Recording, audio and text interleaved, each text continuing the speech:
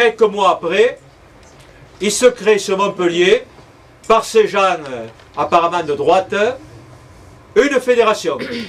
Dès 1923, la fédération organise toutes les compétitions, et puis les équipes victorieuses dans chaque catégorie se rencontrent pour une compétition des champions, si on veut, et ça, c'est les clercs qui gèrent cette partie-là. Le président du club de tambourin de Montpellier, qui s'appelle Valat, et puis le président du club de Pézenas, ne sont pas trop d'accord parce qu'eux aussi voulaient monter une fédération.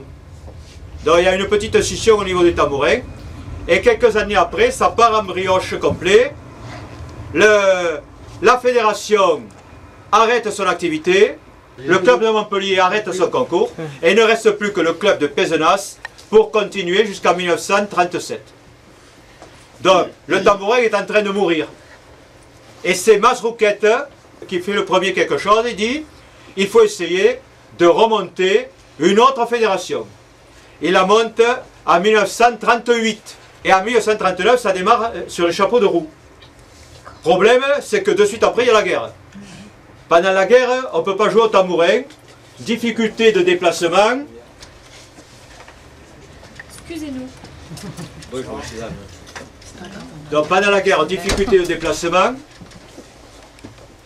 Difficulté d'approvisionnement en matériel. Donc pratiquement personne ne joue au tambourin, si ce n'est peut-être le club de Gignac, avec 2 ou 3 clubs qui sont autour.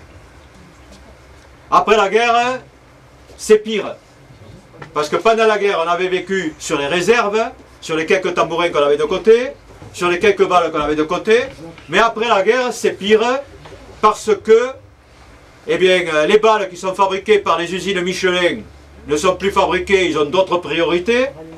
Il manque des pneus pour tout le monde. Et donc Michelin, il s'en fout pas mal de fabriquer des balles pour le tambourin. Donc en 45, 46, 47, 48, pratiquement on ne peut pas jouer au tambourin. Et puis ça redémarre petit à petit, on trouve du matériel. Les instituteurs jouent le jeu, notamment avec un certain Galinier qui a été instituteur à Cour-Lantéral. Moi j'arrive dans le monde du tambourin en 67. On était quoi? On était à peu près 900. Aujourd'hui quand même on est 4000 là. 5000. Donc vous voyez quand même que petit à petit quand même ça progresse. En 1953, Bonaric, président du club de Montpellier, correspond avec un club italien, le club d'Asti, qui joue au tambourin. Parce qu'on sait depuis longtemps que les Italiens jouent au tambourin, la première fédération le savait. Donc il est en contact avec un club italien et ils envisagent une rencontre sur Montpellier entre clubs. Rouquette se dit mais on peut faire mieux que ça. On peut faire des rencontres internationales, donc je vais prendre contact avec la fédération italienne. Et en 1954, en septembre, il se rencontre avec les Italiens et il décide d'organiser des rencontres France-Italie.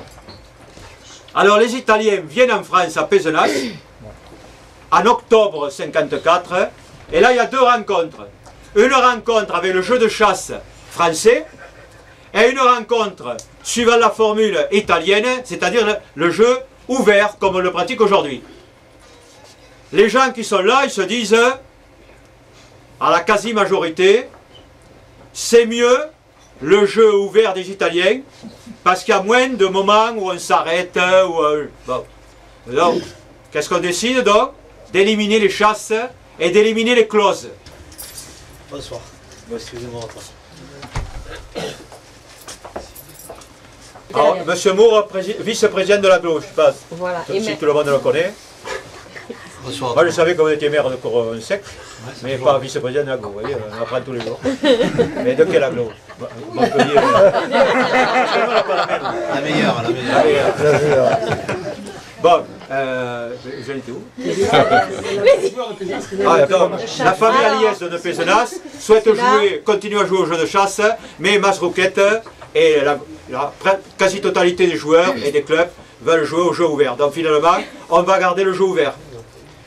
Lors du premier match qui s'est fait donc à Pézenas, la rencontre amicale pour essayer, là, en 1954, les joueurs italiens évidemment arrivent avec leurs tambourins à eux, c'est-à-dire des tambourins en peau de mulet. J'ai dit mulet, parce que c'est pas du cheval. Figurez-vous qu'en Italie, il y a beaucoup de mulets, mais pas beaucoup de chevaux.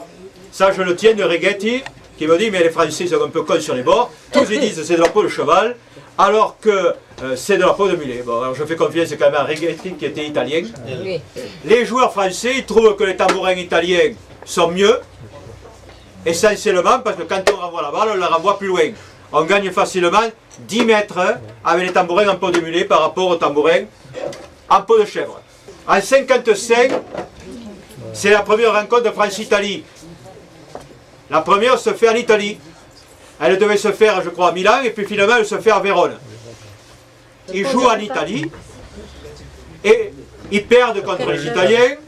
Mais ça, c'est un peu normal, parce que les Italiens jouent au jeu ouvert depuis déjà pas mal de temps, alors que les Français, c'est la première fois qu'ils jouent à ce jeu-là, sans utiliser les chasses. La deuxième rencontre a lieu à Montpellier, aux Arceaux. La rencontre est encore perdue par les Français. D'ailleurs, les Français perdront pratiquement toutes les rencontres contre les Italiens. Mais bon, quand même, le niveau, à certaines années, est relativement équilibré. Il y a des fois où même on aurait pu gagner. Et je crois que les premiers à gagner contre les Italiens, ce sont les filles. Le tambourin plastique arrive en 1975. Voilà le tambourin plastique. Ça c'est un tambourin adulte, ça c'est un tambourin tout petit. Les filles arrivent à peu près à la même époque. Vers 1980, soit 1980, on a lancé les premières compétitions filles. Pour ce qui est du tambourin en salle, ça a démarré en 1978. Les premières rencontres de tambourin en salle sont faites, elles ont été organisées par Louis Ganivin, qui était à la jeunesse et au sport. Et la première rencontre s'est faite dans un vieux gymnase de 7, au-dessus d'une piscine, à 2 contre 2 avec un filet. Puis l'année après, on a décidé de changer, de supprimer le filet parce que ça faisait trop tennis, et de jouer avec, à 3 contre 3 avec une ligne au milieu. Je m'exprime en tant que président du comité départemental de tambourin. Nous avons souhaité mettre en place cette exposition avec la participation de Michel Sabateri, qui est une mémoire du tambourin. Vous avez pu le constater, encore il en a dit qu'un bout. Et avec le club de Montpellier, dont le président est ici, c'est Igor Bantima. Pour conclure, je vais passer la parole à Jean-Pierre Omoura. Je voudrais remercier tous les partenaires que nous avons, l'agglomération de Montpellier, le conseil général et Aérosport et les autres communautés qui nous soutiennent pour ce projet qui leur convient, puisque c'est un sport, c'est la culture, mais aussi le tambourin, c'est un patrimoine. Voilà, merci.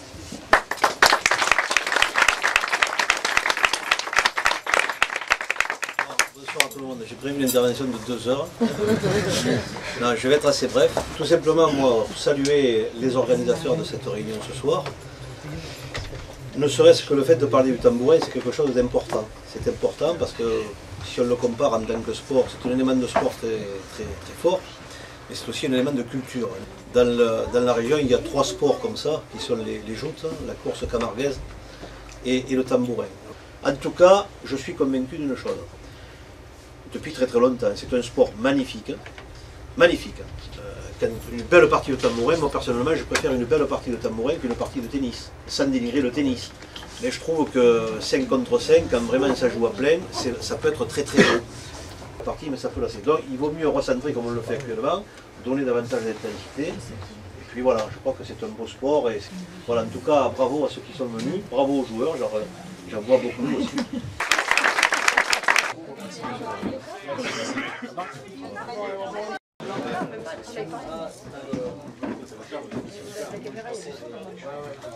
Pour la première, sinon les liens ils vont être alors